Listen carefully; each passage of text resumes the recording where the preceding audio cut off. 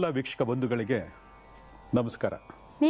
ಒಂದು ಕುಟುಂಬ ಅಂತ ಬಂದಾಗ ಆ ಕುಟುಂಬದಲ್ಲಿ ಆಗ್ತಕ್ಕಂತಹ ನಾನಾ ರೀತಿಯಾಗಿರ್ತಕ್ಕಂತಹ ಬಾಧೆಗಳು, ತೊಂದರೆಗಳು, ತಾಪತ್ರೆಗಳು ಸರ್ವೇ ಸಾಮಾನ್ಯ. ನಮ್ಮ ಮನೇಲೂ ಇರುತ್ತೆ, ನಿಮ್ಮ ಮನೇಲೂ ಇರುತ್ತೆ, ಎಲ್ಲರ ಮನೇಲೂ ಇದ್ದೇ ಇರ್ತದೆ. ಯಾರು ತಪ್ಪಿಸ್ಕೊಳ್ಳೋಕ್ಕೆ ಸಾಧ್ಯ ಇಲ್ಲ. ಆದರೆ ಕೆಲವೊಂದು ಕುಟುಂಬಗಳು ನೋಡಿರ್ಬೋದು, ಒಂದರ ನಂತರ ಇನ್ನೊಂದು, ಇನ್ನೊಂದರ ನಂತರ ಇನ್ನೊಂದು. ಏನೋ ಇವತ್ತೊಂದು ಬಂದು ಇನ್ನೊಂದು ವಾರಕ್ಕೊಂದು ಪ್ರಾಬ್ಲಮ್ ಬಂದರೆ ಆಯ್ತಪ್ಪ ಅಡ್ಜಸ್ಟ್ ಮಾಡ್ಕೊಂಡು ಹೋಗೋಣ, ಇದು ಮಾಮೂಲಿ ಅಂತೇಳಿ ನಾವು ಅಡ್ಜಸ್ಟ್ ಮಾಡ್ಕೊಂಡು ಹೋಗ್ಬೋದು. ಬರೀ ಏನು ಬೇಡ, ಒಂದು ಎಕ್ಸಾಂಪಲ್. ಇವತ್ತು ತಂದೆನ ಹಾಸ್ಪಿಟ್ಲಿಗೆ ಕರ್ಕೊಂಡು ಹೋಗಿರ್ತೀರಿ, ಅಲ್ಲೆಲ್ಲ ಟ್ರೀಟ್ಮೆಂಟ್ ಮುಗಿಸ್ಕೊಂಡು ಡಾಕ್ಟ್ರು ಏನೂ ಇಲ್ಲ, ಹೆದರ್ಬೇಕಾಗಿಲ್ಲ, ಆಯ್ತು ಇಷ್ಟು ಟ್ರೀಟ್ಮೆಂಟ್ ತೊಗೊಳ್ಳಿ ಅಂಥೇಳಿ ಆ ತಂದೆನ ಮನೆ ಕರ್ಕೊಂಡು ಬಿಡ್ತಿದ್ದಂಗೆ ತಾಯಿಗೆ ಪ್ರಾಬ್ಲಮ್ಮು. ನೋಡಿ, ಬಾಧೆಗಳು ಯಾಕೆ ಕಾಡುತ್ತೆ ಅನ್ನೋದಕ್ಕೆ ಇದು ಒಂದು ಸಣ್ಣ ಎಕ್ಸಾಂಪಲ್ಗಳು. ತಾಯಿಗೆ ಪ್ರಾಬ್ಲಮ್, ತಾಯಿ ಏನೋ ಬರ್ತಿದ್ದಂಗೆ ಬಿದ್ರಂತೆ, ಅವ್ರಿಗೆ ಪ್ರಾಬ್ಲಮ್ ಆಗೋಗಿದೆ. ಆಯಿತು, ತಂದೆನ ಮನೆ ಬಿಟ್ಬಿಟ್ಟು ತಾಯಿನ ಕರ್ಕೊಂಡು ಹಾಸ್ಪಿಟ್ಲಿಗೆ ಓಡು. ಹೇಗಿರ್ಬೋದು ಒಂದು ಸ್ವಲ್ಪ ಇಮ್ಯಾಜಿನೇಷನ್ ಮಾಡ್ಕೊಳ್ಳಿ, ಆಯ್ತಲ್ವಾ? ತಾಯಿಗೆ ಟ್ರೀಟ್ಮೆಂಟ್ಸ್, ಯಾವುದ್ರ ಟ್ರೀಟ್ಮೆಂಟ್ಸ್ ಅಂತಂದರೆ ಫ್ರ್ಯಾಕ್ಚರ್ ಆಗಿದೆ, ಸ್ಕ್ಯಾನಿಂಗ್ ಮಾಡಬೇಕು, ರಾಡ್ ಹಾಕಬೇಕು, ಆಪ್ರೇಷನ್ ಮಾಡಬೇಕು. ಈ ಥರದ್ದೆಲ್ಲ ಸಣ್ಣದು, ಸಣ್ಣ ಮೈನರು, ಇವೆಲ್ಲ ಏನಾಗುತ್ತೆ ಕ್ರಿಯೇಟ್ ಆಗ್ತಾ ಬರ್ತದೆ. ಇದಾಗ್ತಿದ್ದಂಗೆ ಮನೆಯಿಂದ ಒಂದು ಫೋನ್ ಬರ್ತದೆ. ಏನು ಅಂತಂದರೆ, ಸಾಲಗಾರರು ಮನೆ ಮುಂದೆ ಬಂದು ಗಲಾಟೆ ಮಾಡ್ತಿದ್ದಾರೆ, ಕಿರಿಕಿರಿ ಮಾಡ್ತಿದ್ದಾರೆ, ಎಲ್ಲಿದ್ದೀರಾ, ಇನ್ನೂ ಹಾಸ್ಪಿಟ್ಲಿಗೆ ಬಂದಿಲ್ವ ನೀನು, ನೋಡಿ ಈ ಥರ ಒಂದು ಫೋನು. ಅಲ್ಲಿ ಅಪ್ಪನ್ನ ತೋರಿಸಿ ಮನೆ ಬಿಟ್ಟು ಬಂದು ಅಮ್ಮನ ಕರ್ಕೊಂಡೋಗಿ ಹಾಸ್ಪಿಟ್ಲಿಗೆ ಸೇರಿಸಿ ರೆಡಿ ಮಾಡ್ತಿದ್ದಂಗೆ ಮತ್ತೊಂದು ಕಾಲು ಮನೆಯಿಂದ ಸಾಲಗಾರರು ಬಂದಿದ್ದಾರೆ, ತುಂಬ ಗಲಾಟೆ ಮಾಡ್ತಿದ್ದಾರೆ, ಇದು ಸಾಲ ಕೊಡ್ಬೇಕಂತೆ, ಇಲ್ಲಾಂದರೆ ಬಿಡೋದಿಲ್ಲ ಅಂತ ಕೂತಿದ್ದಾರೆ, ಸ್ಟೇಷನ್ ತೊಗೊಂಡೋಗ್ತಾ ಕಂಪ್ಲೇಂಟ್ ಕೊಡ್ತಾರಂತೆ, ಮನೆ ಮುಂದೆ ಮಾನ ಮರ್ಯಾದೆ ಕಳೀತಾರಂತೆ, ಅಕ್ಕಪಕ್ಕದಲ್ಲೇ ಬಂದು ನಿಂತಿದ್ದಾರೆ, ಏನು ಮಾಡೋಣ ಮಮ್ಮಿ, ಬೇಗ ಬಾ, ಇಲ್ಲಿ ನನ್ನ ಕೈಲಿ ಆಗ್ತಿಲ್ಲ ಅಂತೇಳಿ ಮಕ್ಕಳು ಕರೆ ಮಾಡ್ತಾರೆ. ಆಯಿತು, ಏನೋ ಬಾಧೆ ಬಿದ್ದು ಅಮ್ಮನ್ನ ಸೇರಿಸ್ಬಿಟ್ಟು ಆಯಿತು ಟ್ರೀಟ್ಮೆಂಟ್ ಮಾಡಿ ಅಂತ ಹೇಳ್ಬಿಟ್ಟು ಮನೆ ಹತ್ರ ಬಂದು ಅವ್ರು ಸಾಲಗಾರರಿಗೆ ಏನೋ ಒಂದು ಸಬ್ಬು ಬೇಳಿ, ನೋಡಿ ಹಿಂಗಾಗಿದೆ ಅಂತ ಅವ್ನು ಕೇಳ್ತಾನೆ ಇಲ್ಲ.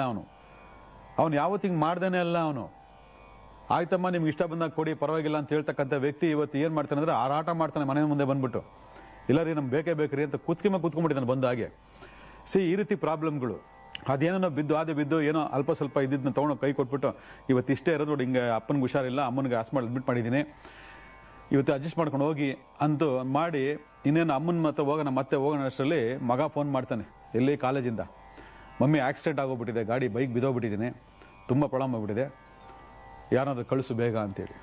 ಮನೆಯಲ್ಲಿ ಆ ತಾಯಿ ಏನು ಮಾಡ್ಬೇಕು ಹೇಳಿ ನೋಡೋಣ. ಇಂಥ ಪರಿಸ್ಥಿತಿಗಳಲ್ಲಿ ನಾವು ಯಾವುದೇ ಒಂದು ಪ್ರಾಬ್ಲಮ್ಗಳನ್ನ ಕ್ರಿಯೇಟ್ ಮಾಡಬೇಕು ಅಂತಂದಾಗ ನಾವು ಬೇಕಂತ ಮಾಡೋದಿಲ್ಲ. ಆದರೆ ಆ ಪರ್ಟಿಕ್ಯುಲರ್ ಟೈಮ್ಗಳಲ್ಲಿ ಆ ಸಮಸ್ಯೆಗಳಂತಕ್ಕಂಥದ್ದು ಉದ್ಭವ ಆಯಿತು ಅಂತಂದಾಗ ಎಂಥ ಧೈರ್ಯವಂತೆ ಆಗಿದ್ರು ಕೂಡ ಅಧೀರರಾಗ್ಬಿಡ್ತೀವಿ ನಾವು. ನೆಕ್ಸ್ಟ್ ಕಟ್ ಮಾಡಿದ್ರೆ ಗಂಡ ಫೋನ್ ಮಾಡ್ತಾನೆ, ಬ್ಯಾಂಕಿಂದ ಕಾಲ್ ಬಂದಿದೆ, EMI ಕಟ್ಟಿಲ್ವಂತೆ, ಯಾಕೆ ನಾನು ಕೊಟ್ಟಿದ್ದ ಅಮೌಂಟ್ ಏನು ಮಾಡಿದೆ, EMI ಕಟ್ಟಕ್ಕಾಗಿಲ್ವಾ ನೀನು, ನೋಡಿ ಫೋನ್ ಮೇಲೆ ಫೋನ್ ಬರ್ತಾ ಇದೆ ನನಗೆ ಅಂತೇಳಿ ಗಂಡ ಫೋನ್ ಮಾಡ್ತಾನಂತೆ ಹೊರಗಡೆಯಿಂದ, ಅವನ ಆಫೀಸಿಂದ. ಯಾಕಂದರೆ ಆ ಅಮೌಂಟ್ ತೆಗೆದು ಇಲ್ಲಿ ಸಾಲಗಾರನ ಕೊಟ್ಟಿರ್ತಾರೆ ಅಮ್ಮ, ಅಲ್ಲಿ EMI ಕಟ್ಟಿರಲ್ಲ, ಇಲ್ಲಿ ಅಪ್ಪನ ನೋಡ್ಕೊಳ್ಳೋದ ಅಮ್ಮನ ನೋಡ್ಕೊಳ್ಳೋದ ಇದರಲ್ಲಿ ಮರ್ತ್ಬಿಟ್ಟಿರ್ತಾರೆ. ಸಾಲಗಾರ ಬಂದಾಗ ಸಾಲ್ಗೆ ಅಡ್ಜಸ್ಟ್ ಮಾಡಿ ಕೊಟ್ಬಿಟ್ಟಿರ್ತಾರೆ, ಆ ಟೈಮಿಗೆ ಏನೋ ಒಂದು ಸಬ್ಬು ಬಾಗಬೇಕು ಅಂತೇಳಿ. ಈ ಥರ ಒಂದೇ ದಿವಸದಲ್ಲಿ ಎಷ್ಟು ಮನೆಗಳು ನಡೆದ್ರೆ, ಇದನ್ನ ಜಸ್ಟ್ ಎಕ್ಸಾಂಪಲ್ ಇರೋದು ಅಷ್ಟೇ. ಇನ್ನೂ ವಿಚಿತ್ರವಾಗಿರ್ತಕ್ಕಂತಹ ಸಮಸ್ಯೆಗಳು ಉದ್ಭವ ಆಗ್ತವೆ, ಎಲ್ಲವನ್ನೂ ಮಾಧ್ಯಮದಲ್ಲಿ ಹೇಳಲಿಕ್ಕಾಗೋದಿಲ್ಲ. ಈ ರೀತಿ ಒಂದು ಪರಿಸ್ಥಿತಿಗಳು ನಮಗೆ ಏರ್ಪಡ್ತು ಅಂತಂದಾಗ ಯಾವುದೇ ಒಂದು ವ್ಯಕ್ತಿ ಏನು ಮಾಡ್ಲಿಕ್ಕೆ ಸಾಧ್ಯ ಆಗುತ್ತೆ ಹೇಳಿ ನೋಡೋಣ. ಇವತ್ತು ಎಷ್ಟೋ ಕುಟುಂಬಗಳಲ್ಲಿ ಈ ರೀತಿ ಆಗಿರ್ತಕ್ಕಂಥ ಪರಿಸ್ಥಿತಿಗಳು ಬಂದಾಗ ಭಾಳ ಜನ ಎದುರಿಸ್ತಾರೆ, ಪಾಪ ಎದುರಿಸಿ ನಿಂತ್ಕೊಳ್ತಾರೆ. ಕೆಲವು ಸ್ತ್ರೀ ಮಣಿಗಳಿದ್ದಾರೆ, ಭಾಳ ಶಕ್ತಿಯುತವಾಗಿರ್ತಾರೆ, ಅವರು ಭಾಳ ಮಾನಸಿಕವಾಗಿ ಆತ್ಮವಿಶ್ವಾಸವುಳ್ಳವರಾಗಿರ್ತಾರೆ, ಅವ್ರನ್ನ ತಿಳ್ಕೊಂಡಿರ್ತಾರೆ, ಇವೆಲ್ಲ ಸಹಜ, ನಮಗೆ ಬರೋದು ಸಹಜ, ಫೇಸ್ ಮಾಡೋಣ ಅಂತೇಳಿ ಫೇಸ್ ಮಾಡ್ತಿರ್ತಾರೆ. ಕೆಲವರು ಆತ್ಮಹತ್ಯೆ ಮಾಡ್ಕೊಂಡ್ಬಿಡ್ತಾರೆ. ಬರೋ ಮಕ್ಕಳನ್ನ ಕರ್ಕೊಂಡೋಗಿ ಕೆರೆಗೋ ಬಾವಿಗೆ ಹಾಕ್ಬಿಟ್ಟು ಆತ್ಮಹತ್ಯೆ ತಡ್ಕೊಳಕ್ಕಾಗಲ್ಲಪ್ಪ ನಮಗೆ ಅಂತ, ಯಾಕಂದ್ರೆ ಭಾಳ ಸೆನ್ಸಿಟಿವ್ ಆಗಿರ್ತಾರೆ. ಅವರು ಒಂದು ಸಣ್ಣ ವಿಷಯನೇ ತಡ್ಕೊಳಕ್ಕಾಗೋದಿಲ್ಲ. ಈ ಥರ ಒಂದರಿಂದ ಒಂದು ಏಟು ಬಿತ್ತು ಅಂತಂದಾಗ ಯಾವ ಕಡೆ ಅಂತ ನೋಡೋದು, ಯಾವ ಕಡೆ ಅಂತ ಮಾಡೋದು. ಯಾಕಂದರೆ ಹಣಕಾಸಿನ ಒಂದು ಆರ್ಥಿಕ ಸ್ಥಿತಿ ಇತ್ತು ಅಂತಂದರೆ ಎಲ್ಲ ಕಡೆ ಆ ಟೈಮಲ್ಲಿ ಬ್ಯಾಲೆನ್ಸ್ ಮಾಡ್ಬೋದು. ಯಾಕಂದರೆ ದುಡ್ಡು ಅಂತಕ್ಕಂಥದ್ದು ನಮಗೆ ಧೈರ್ಯ ಕೊಟ್ಬಿಡ್ತದೆ, ದುಡ್ಡಿದೆಲ್ಲ ಬಿಡು ಮ್ಯಾನೇಜ್ ಮಾಡೋಣ ಅಂತ. ದುಡ್ಡು ಇಲ್ಲದೆ ಇದ್ದಂಥ ಪಕ್ಷದಲ್ಲಿ ಎಲ್ಲ ಕಡೆಯಿಂದ ಏಟ್ ಬಿದ್ದಕ್ಕೆ ಶುರು ಮಾಡಿದ್ರೆ ಎಲ್ಲಿಂದ ತಂದು ಇದು ಮಾಡೋದು, ಇದು ಪ್ರಶ್ನೆ. ಕೆಲವರು ಹೇಳ್ಬೋದು ದುಡ್ಡು ಇಲ್ದಿರೋರಿಗೆ ಪ್ರಾಬ್ಲಮ್ ಜಾಸ್ತಿಗಳು ಬಂದ್ಬಿಡ್ತದೆ ಅಂತೇಳಿ. ಅದು ಸುಳ್ಳದು. ದುಡ್ಡಿರೋರ್ಗೂ ಪ್ರಾಬ್ಲಮ್ ಬರ್ತದೆ, ಬಟ್ ಅವ್ರಿಗೆ ಗೊತ್ತಾಗಲ್ಲ, ಮ್ಯಾನೇಜ್ ಮಾಡಿಬಿಡ್ತಾರೆ. ದುಡ್ಡು ಇಲ್ದವ್ರಿಗೆ ಏನು ಮಾಡ್ತಾರೆ ಅಂದರೆ ಹೊರಗಡೆ ಬಂದುಬಿಡ್ತಾರೆ ಪಾಪ. ಯಾಕಂದರೆ ಒಂದು ಜನಕ್ಕೆ ಫೋನ್ ಮಾಡಿ ಕೇಳ್ತಾರೆ, ಹಿಂಗೆ ಆಗೋಗಿದೆ, ಆಕ್ಸಿಡೆಂಟ್ ಆಗೋಗಿದೆ ಮಗನಿಗೆ, ಅಮ್ಮನಿಗೆ ಫ್ರ್ಯಾಕ್ಚರ್ ಆಗೋಗಿದೆ, ಅಪ್ಪನಿಗೆ ಹುಷಾರಿಲ್ಲ, ಹಿಂಗೆ ಸಾಲಗಾರರು ಕಾಟ, EMI ಬ್ಯಾಂಕ್ ಕಟ್ಟಿಲ್ಲ, ಇಲ್ಲಾಂದರೆ ಸೀಸ್ ಮಾಡ್ತಾರೆ, ಗಾಡಿ ಸೀಸ್ ಮಾಡ್ತಾರೆ EMI ಕಟ್ಟಿಲ್ಲ ಅಂದರೆ. ಈ ಥರ ಆ ವಿಚಾರಗಳನ್ನು ಹೇಳ್ಕೊಂಡಾಗ ಅಲ್ಲೆಲ್ಲೋ ಒಂದು ಕಡೆ ನಮಗೆ ಅದು ಸರ್ವೈವ್ ಆಗೋದಕ್ಕೆ ನಾವೇ ಸಿಕ್ಕಾಕೊಂಡ್ಬಿಡ್ತೀವಿ. ಅದು ಸರ್ವೈವ್ ಆಗಲ್ಲ, ಮತ್ತು ನಮಗದು ಪ್ರಾಬ್ಲಮ್ಮು ಸಾಲ್ವ್ ಆಗೋದಿಲ್ಲ, ಸಿಕ್ಕಾಕೊಂಡ್ಬಿಡ್ತೀವಿ. ಇಂಥ ಪರಿಸ್ಥಿತಿಗಳು ಯಾಕೆ ಬರ್ತದೆ ಮನುಷ್ಯನಿಗೆ? ಪರಿಹಾರ ಮಾಡ್ಕೊಳ್ತಕ್ಕಂಥದ್ದು ಆ ಸಮಯಕ್ಕೆ ಯಾರಿಗೂ ಒಳಿಯೋದಿಲ್ಲ. ಯಾಕಂದರೆ ಇಷ್ಟೊಂದು ಪ್ರಾಬ್ಲಮ್ಗಳು ಒಟ್ಟಿಗೆ ಬಂದಾಗ ಏನು ಪರಿಹಾರ ಅಂತ ಮಾಡ್ತೀರಾ? ಏನು ತಲೆ ಏನು ಓಡುತ್ತೆ ಹೇಳಿ ನೋಡೋಣ. ಆ ಟೈಮ್ಗೆ ಏನು ತಲೆ ಓಡುತ್ತೆ ಹೇಳಿ ನೋಡೋಣ. ಒಂದು ಹೆಣ್ಮಗಳು ಇಷ್ಟೆಲ್ಲ ಸಂಸಾರವನ್ನು ಕಟ್ಕೊಂಡು ನಡೆಸ್ತಕ್ಕಂಥ ಸಂದರ್ಭದಲ್ಲಿ ಆ ಕಡೆ ಗಂಡ ಹೋದಾಗ, ಕೆಲಸಕ್ಕೆ ಹೋದಾಗ, ಅಥವಾ ಗಂಡ ಇಲ್ಲದೆ ಇದ್ದಾಗ, ಅಥವಾ ಹೆಂಡತಿನೇ ಇಲ್ಲದೆ ಇದ್ದಾಗ, ಆ ತಂದೆ ಅಥವಾ ಆ ತಾಯಿ, ಒಂದು ಕುಟುಂಬದಲ್ಲಿ ಈ ರೀತಿ ಏನಾದರೂ ಪರಿಸ್ಥಿತಿಗಳು ಬಂತು ಅಂತಂದಾಗ ಆ ಕ್ಷಣಕ್ಕೆ ಏನು ಮಾಡೋಕ್ಕಾಗತ್ತೆ ಹೇಳಿ ನೋಡೋಣ. ಮನುಷ್ಯ ಅಂತ ಅಂದಮೇಲೆ ಕಾಲಕ್ರಮದಲ್ಲಿ ಹಲವಾರು ವಿಚಿತ್ರಗಳನ್ನು ಜೀವನದಲ್ಲಿ ನೋಡಬೇಕಾಗ್ತದೆ. ನಾವು ಭಾಳಷ್ಟು ಕಾರ್ಯಕ್ರಮ ಹೇಳ್ತಾನೆ ಇರ್ತೀವಿ, ಜನ್ಮದೋಷ ಅಂತ. ಜನ್ಮದೋಷಗಳ ಪ್ರಭಾವಗಳು ಆಯಾ ಕಾಲಮಾನದಲ್ಲೇ ವ್ಯಕ್ತಿಯಿಂದ ವ್ಯಕ್ತಿಗೆ ಬದಲಾವಣೆಗಳು ತಂದುಕೊಟ್ಟಾಗ, ಅಥವಾ ಅನುಭವಪೂರ್ವಕವಾಗಿ ಒಳ್ಳೆಯ ಅನುಭವ ಆಗಿರ್ಬೋದು, ಕೆಟ್ಟ ಅನುಭವ ಆಗಿರ್ಬೋದು. ಇವಾಗ ನಾವು ಹೇಳಿದಂತೆ ಇದಕ್ಕಿಂತ ಕೆಟ್ಟ ಅನುಭವ ಯಾರಿಗೂ ಆಗೋದು ಬೇಡ ಬಿಡಿ. ಈ ರೀತಿ ಅನುಭವಗಳಾಯಿತು ಅಂದಾಗ ನಾವು ಅದನ್ನು ಅನುಭವಿಸ್ಕೊಂಡು ಹೋಗ್ತಾ ಇರ್ತೀವಿ ಹೊರತು ಅದರ ಮೂಲ ಕಾರಣ ಏನು ಎತ್ತ ಅಂತಕ್ಕಂಥ ಬಗ್ಗೆ ತಿಳ್ಕೊಳ್ಳೋ ವ್ಯವಧಾನ ಅಥವಾ ಜ್ಞಾನೋದಯ ಅಥವಾ ವ್ಯವಸ್ಥೆ ಅಥವಾ ಮನಸ್ಥಿತಿ ಯಾರಿಗೂ ಇಲ್ಲ ಅಂತಲೇ ಹೇಳ್ಬೋದು. ಆ ಪರಿವರ್ತನೆ ಅಂತಕ್ಕಂಥದ್ದು ಎಷ್ಟೋ ಜನಕ್ಕೆ ತಲೆಗೆ ಹೋಗೋದೇ ಇಲ್ಲ. ಕಾರ್ಯಕ್ರಮ ಹೇಳ್ತಾ ಇದ್ದಾರೆ, ನೋಡ್ತಾ ಇದ್ದೀವಿ, ನೋಡೋಣ, ಈ ಮನಸ್ಥಿತಿ ಇರ್ತದೆ ಹೊರತು ಆ ಮನಸ್ಥಿತಿಯನ್ನು ಬದಲಾವಣೆಗಳು ಮಾಡ್ಕೊಳ್ಬೇಕು. ನಾಳೆ ನಮಗೂ ಇಂಥ ಪರಿಸ್ಥಿತಿ ಬರಬಾರ್ದು, ನಾವು ಅದಕ್ಕೆ ಮುನ್ನೆಚ್ಚರಿಕೆ ಕ್ರಮವಾಗಿ ನಾವು ಏನನ್ನ ಮಾಡ್ಕೋಬೇಕು ಅನ್ನೋದ್ರ ಬಗ್ಗೆ ಒಬ್ಬರು ಆಲೋಚನೆ ಮಾಡೋದಿಲ್ಲ. ಯಾಕಂದರೆ ಕರ್ಮ ವಿಧಿ ಅಂತಕ್ಕಂಥದ್ದು ಅಷ್ಟು ಬಲಯುತವಾಗಿರುತ್ತೆ ಅನ್ನೋ ಬಗ್ಗೆ ನಾವು ಆಗಾಗ ಮಾತಾಡ್ತಾ ಇರ್ತೀವಿ. ಆ ಕರ್ಮ ವಿಧಿ ಅಂತಕ್ಕಂಥದ್ದು ಬಲಯುತವಾಗಿತ್ತು ಅಂದಾಗ ಇಂಥ 100 ಕಾರ್ಯಕ್ರಮಗಳನ್ನು ನಿಮ್ಮ ತಲೆಗೆ ನೋಡಿದ್ರು ಕೂಡ ಪರಿವರ್ತನೆ ಮಾಡ್ಕೋಬೇಕು ಅಂತ ಅನಿಸೋದೇ ಇಲ್ಲ. ಯಾಕಂದರೆ ಅದು ಏಟು ಬೀಳಬೇಕಲ್ವಾ, ಆ ಏಟು ಬೀಳೋದಕ್ಕೋಸ್ಕರ ಅದು ಕಾಯ್ತಾನೇ ಇರ್ತದೆ. ಅದು ಇವತ್ತು ಇಷ್ಟೆಲ್ಲ ಪರಿಸ್ಥಿತಿಗಳು ಆಯಿತು ಅಂತಂದಾಗ, ಇವತ್ತು ಕುಟುಂಬ ಅಂತ ಬಂದಾಗ ಎಲ್ಲರೂ ಹ್ಯಾಪಿಯಾಗಿರಬೇಕು, ಎಲ್ಲರೂ ಚೆನ್ನಾಗಿರಬೇಕು, ಎಲ್ಲರೂ ಚೆನ್ನಾಗಿ ಕಾಣಬೇಕು ಅಂತಕ್ಕಂಥದ್ದು ಎಲ್ಲ ತಂದೆ ತಾಯಿಗಳ ಆಸೆ ಇರ್ತದೆ. ಆದರೆ ಒಂದು ಹೊಡೆತ ಆದಮೇಲೆ ಒಂದು ಹೊಡೆತ ಅಂತ ಬಿದ್ದಂದಾಗ ಯಾರು ಅದನ್ನು ತಡ್ಕೊಳ್ಳೋಕ್ಕೆ ಸಾಧ್ಯ ಆಗೋದಿಲ್ಲ. ಅದರಲ್ಲೂ ಈ ಫೈನಾನ್ಷಿಯಲಿ ಪ್ರಾಬ್ಲಮ್ಸ್ ಬಂತು ಅಂತಂದರೆ ಯಾರ ಹತ್ರ ಹೋಗಿ ಕೈ ಚಾಚೋದು ಹೇಳಿ ನೋಡೋಣ. ಈಗ ಯಾವುದೋ ಒಂದು ಪ್ರಾಬ್ಲಮ್ಸ್ ಆಗೋಯ್ತು, 4 ಲಕ್ಷ 5 ಲಕ್ಷ 10 ಲಕ್ಷ ದುಡ್ಡು ಬೇಕು ಆ ಟೈಮಿಗೆ, ಯಾರು ಕೊಡ್ತಾರೆ ಹೇಳಿ? ನಮಗೆ ಆ ಕಾಲಕ್ಕೆ ಟೈಮ್ ತಂದು ತಿನ್ನೋದೇ ದೊಡ್ಡ ಕಷ್ಟ ಆಗಿರೋ ಸಮಯದಲ್ಲಿ ಯಾವುದೋ ಒಂದು ಹಾಸ್ಪಿಟಲೈಸ್ ಆಗಿ ಡಾಕ್ಟರ್ 4 ಲಕ್ಷ 5 ಲಕ್ಷ ತಂದ್ಕೊಂಡು ಆಪರೇಷನ್ ಮಾಡಬೇಕು ಅಂದಾಗ ಅವ್ರು ಎಲ್ಲಿ ಹೋಗ್ತಾರೆ ಹೇಳಿ ನೋಡೋಣ. ಇದೆಲ್ಲ ನಾವು ಮುನ್ನೆಚ್ಚರಿಕೆ ಕ್ರಮವಾಗಿ ಯೋಚನೆ ಮಾಡಬೇಕಾಗತ್ತೆ ವೀಕ್ಷಕರೇ. ಯಾರನ್ನು ಕೈ ಚಾಚಕ್ಕಾಗೋದಿಲ್ಲ, ಯಾರು ಕೊಡೋದು ಇಲ್ಲ, ಯಾರು ಸಂದರ್ಭ ಆಗೋದು ಇಲ್ಲ. ನಾವೊಂದು 4 ಕಾಸು ಸಂಪಾದನೆ ಮಾಡಿದಾಗ 4 ಕಾಸು ಕೂಡು ಇಡೋದಿಲ್ಲ. ಇಂಥ ಸಂದರ್ಭದಲ್ಲಿ ಏನೋ ಒಂದು ಅನಾಹುತ ಆಗೋಯ್ತು ಅಂದರೆ ದೇವರೇ ದಿಕ್ಕು ಅಂತೇಳಿ ಇವತ್ತು ಕಣ್ಣಲ್ಲಿ ನೀರಲ್ಲ ರಕ್ತ ಬರ್ಸೋ ಅಳ್ತಕ್ಕಂತಹ ಎಷ್ಟೋ ಜನ ಇವತ್ತು ನಮ್ಮ ಕುಟುಂಬದಲ್ಲಿದ್ದಾರೆ. ಇಂಥ ಪರಿಸ್ಥಿತಿಗಳನ್ನೆಲ್ಲ ಒಂದು ಸರಿ ಆಲೋಚನೆ ಮಾಡ್ಕೊಂಡ್ಬಿಟ್ಟಾಗ ನಾವು ಎಷ್ಟು ಸಂಪಾದನೆ ಮಾಡಿದ್ರೆ ಏನು ಪ್ರಯೋಜನ, ಎಷ್ಟು ನಾವು ದಾನ ಧರ್ಮ ಮಾಡಿದ್ರೆ ಏನು ಪ್ರಯೋಜನ, ಎಷ್ಟು ಪೂಜೆ ಪುನಸ್ಕಾರ ಮಾಡಿದ್ರೆ ಏನು ಪ್ರಯೋಜನ? ಆ ಕಾಲಕ್ರಮಕ್ಕೆ ನಾವು ಸರಿಯಾದ ರೀತಿಯಲ್ಲಿ ಅದನ್ನು ಸರಿ ಮಾಡ್ಕೊಳ್ಳೋಕ್ಕಂತ ವ್ಯವಸ್ಥೆ ಅಥವಾ ಶಕ್ತಿ ನಮ್ಗೆ ಇಲ್ವಲ್ಲ ಅಂತೇಳಿ ಇವತ್ತು ಎಷ್ಟೋ ಜನ ಇವತ್ತು ಶಾಪಗಳಾಗ್ತಿರ್ತಾರೆ. ಆ ಕುಟುಂಬಗಳಲ್ಲಿ ಶಾಪಗಳಾಗ್ತಿರ್ತಾರೆ. ಯಾರ ಮೇಲೆ? ದೇವ್ರ ಮೇಲೆ ಶಾಪ ಆಗ್ತಿರ್ತಾರೆ, ಬೇರೆ ಯಾರ ಮೇಲೆ ಅಲ್ಲ. ಇಂಥ ಪರಿಸ್ಥಿತಿ ತಂದಿಟ್ಬಿಟ್ಟಲ್ಲ ನನಗೆ ಅಂತೇಳಿ ದೇವ್ರ ಮೇಲೆ ಶಾಪ ಆಗ್ತಿರ್ತಾರೆ. ದೇವ್ರ ಮೇಲೆ ಶಾಪ ಹಾಕಿದ್ರೆ ಏನು ಪ್ರಯೋಜನ? ಆ ಶಾಪ ನಿಮ್ಗೆ ರಿಟರ್ನೇ ಹೊಡಿತದೆ. ದೇವ್ರ ಮೇಲೆ ಶಾಪ ಹಾಕೋಕೆ ಹೋಗ್ಬಾರ್ದು ಯಾವತ್ತೂ. ಯಾಕಂದರೆ ಆ ಶಾಪಗಳನ್ನ ಒತ್ಕೊಂಡು ಹುಟ್ಟಿ ಈ ಶಾಪಗಳನ್ನ ಅನುಭವಿಸ್ತಾ ಇದ್ದಾಗ ಮತ್ತೆ ನಾವು ಶಾಪ ಹಾಕಿ ಮತ್ತೆ ಅದನ್ನ ಕರ್ಮ ಕಟ್ಕೊಡೋದ್ರಲ್ಲಿ ಯಾವ ಅರ್ಥ ಇದೆ? ಇದನ್ನು ಯಾರು ಯೋಚನೆ ಮಾಡೋದಿಲ್ಲ. ಇದು ಎಲ್ಲವೂ ಸುಖಮಯವಾಗಿ ನಡೀತಕ್ಕಂಥ ಸಂದರ್ಭದಲ್ಲಿ ದುತ್ತಂತ ಏನಾದರೂ ಈ ಥರ ಪ್ರಾಬ್ಲಮ್ಗಳು ಶುರು ಆಯಿತು ಅಂತಂದಾಗ ನಾವು ಅದಿರದಾಗತಕ್ಕಂಥದ್ದು ಸಹಜ. ಅಲ್ಲಿ ತಂದು ಅಲ್ಲಿ ತಿಂದು ಅಲ್ಲಿ ಅಡ್ಜಸ್ಟ್ಮೆಂಟ್ ಮಾಡಿಕೊಂಡು ಕರೆಕ್ಟಾಗಿ ಬ್ಯಾಲೆನ್ಸ್ ಮಾಡೋಗ್ತಕ್ಕಂಥ ಸ್ಯಾಲ್ರಿನಲ್ಲಿ ಜೀವನ ಮಾಡ್ತಕ್ಕಂಥ ವ್ಯಕ್ತಿಗಳಿಗೆ ಈ ರೀತಿ ದೊಡ್ಡ ದೊಡ್ಡ ಆರ್ಥಿಕ ಪರಿಸ್ಥಿತಿಯ ಸಮಸ್ಯೆಗಳು ಬಂತಂದಾಗ ಸರ್ವೇ ಸಾಮಾನ್ಯವಾಗಿ ತೊಂದರೆ ಮಾಡ್ತಕ್ಕಂಥದ್ದು ಸಹಜ.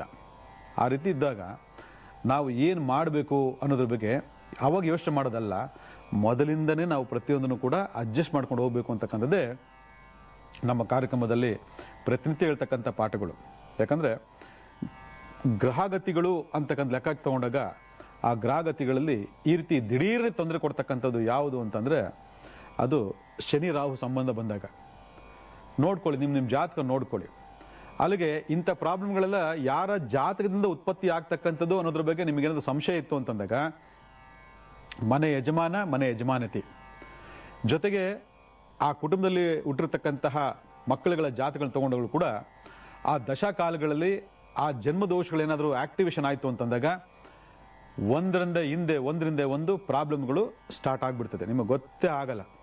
ಶನಿ ರಾಹು ಸಂಬಂಧ ಬಂತು ಅಂದ್ರೆ ಒಂದು ದುರಂತ ನಡಿಬೇಕು ಅಂತಕ್ಕಂಥದ್ದು ಅಲ್ಲಿ ನಿಶ್ಚಯ ಆಗಿರ್ತದೆ. ಯಾಕಂದ್ರೆ ಅಷ್ಟು ಕಠಿಣವಾದಂತಹ ಪ್ರಸಂಗಗಳು ಅಥವಾ ಘಟನೆಗಳು ಅಥವಾ ಬಾಧೆಗಳು ಉತ್ಪತ್ತಿ ಆಗ್ತವೆ. ಅದಕ್ಕೆ ನಾವು ಗ್ರಹಗಳ ರೀತಿಯಲ್ಲಿ ನಾವು ಪರಿಹಾರ ಮಾಡ್ಕೋಬೇಕು ಅಂದಾಗ ಆ ಕ್ಷಣಕ್ಕೆ ಆಗದೇ ಇಲ್ಲ. ಅದಕ್ಕೆ ಯಾರನ್ನೋ ಹೋಗಿ ಕೇಳೋದು, ಎಲ್ಲ ಅರ್ಧಂಬರ್ಧ, ಎಲ್ಲ ಸರಿ ಹೋಗುತ್ತೆ ಹೋಗಮ್ಮ, ಏನೋ ಕಣ್ಣು ದೃಷ್ಟಿ ಆಗ್ಬಿಟ್ಟೈತೆ ಅಂತ ಕೆಲವರು, ಇಲ್ಲ ನಿನ್ಗೆ ಯಾರೋ ಮಾಟ ಮಾಡಿಸ್ಬಿಟ್ರೆ ಹೋಗಮ್ಮ, ಅದಕ್ಕೆ ಒಂದರಿಂದ ಒಂದು ಪ್ರಾಬ್ಲಮ್ಗಳಂತ ಇನ್ನೊಂದಷ್ಟು ಜನ ಎನ್ಕ್ಯಾಶ್ ಮಾಡ್ಕೊಳ್ಳೋದಕ್ಕೆ ಗೂಬೆ ಕೂರಿಸ್ತಕ್ಕಂಥವ್ರು. ಅಥವಾ ನಿನ್ನ ಟೈಮೇ ಚೆನ್ನಾಗಿಲ್ಲ ಹೋಗಮ್ಮ, ಏನೋ ಗ್ರಾಚಾರ ಇಷ್ಟು ತಿಂಗಳಿಗೆ ತನಕ ನಿನ್ಗೆ ಈ ಥರ ಆಮೇಲೆ ಸರಿ ಹೋಗುತ್ತೆ ಹೋಗಮ್ಮ ಅಂತ ಹೇಳ್ತಕ್ಕಂಥವ್ರು.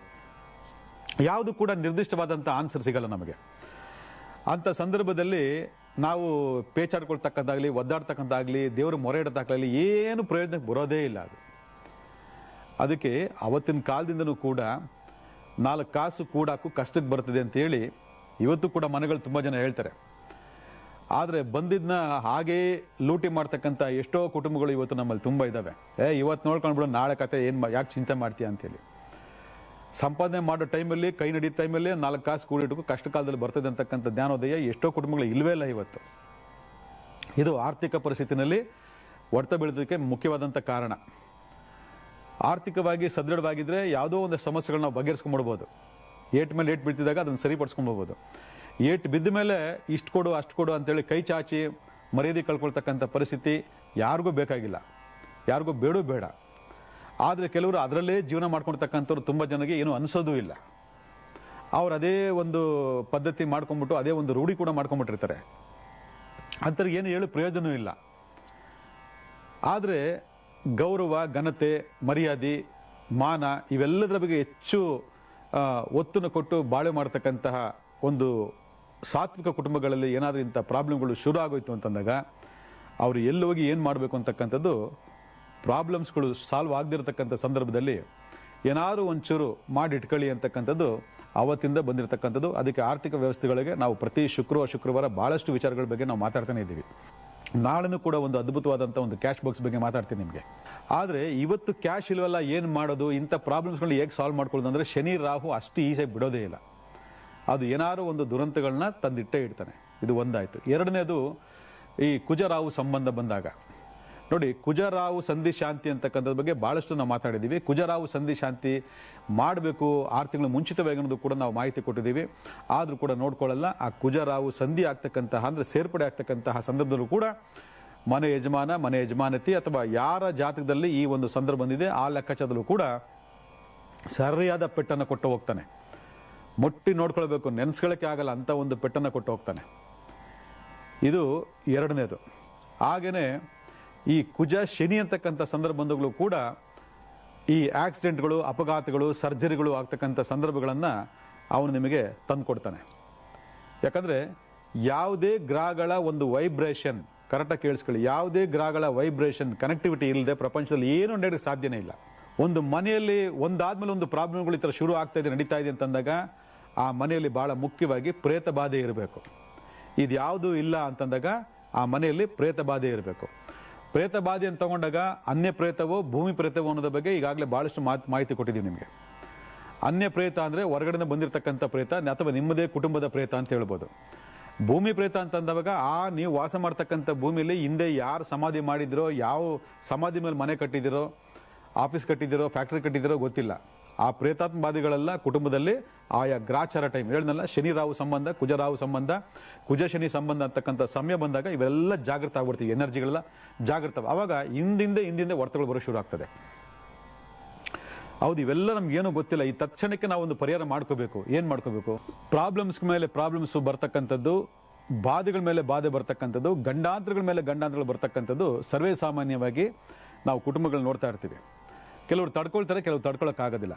ಆದರೆ ಬಾಧೆಗಳು ಬರ್ತಕ್ಕಂಥ ವಿಚಾರಕ್ಕೆ ನಮ್ಮದೇ ಕೆಲವು ಸ್ವಯಂಕೃತ ಅಪರಾಧಗಳು ಇರ್ತವೆ. ನಾನು ಆಗಲೇ ಹಿಂದಿನ ಭಾಗದಲ್ಲಿ ಹೇಳ್ದಂಗೆ ಪ್ರೇತ ಬಾಧೆಗಳಿತ್ತು ಅಂದರೆ ಈ ಥರದೆಲ್ಲ ಒಂದರ ಮೇಲೆ ಒಂದು ಪ್ರಾಬ್ಲಮ್ಸ್ಗಳನ್ನ ಅದು ಕ್ರಿಯೇಟ್ ಮಾಡ್ತಿರ್ತವೆ.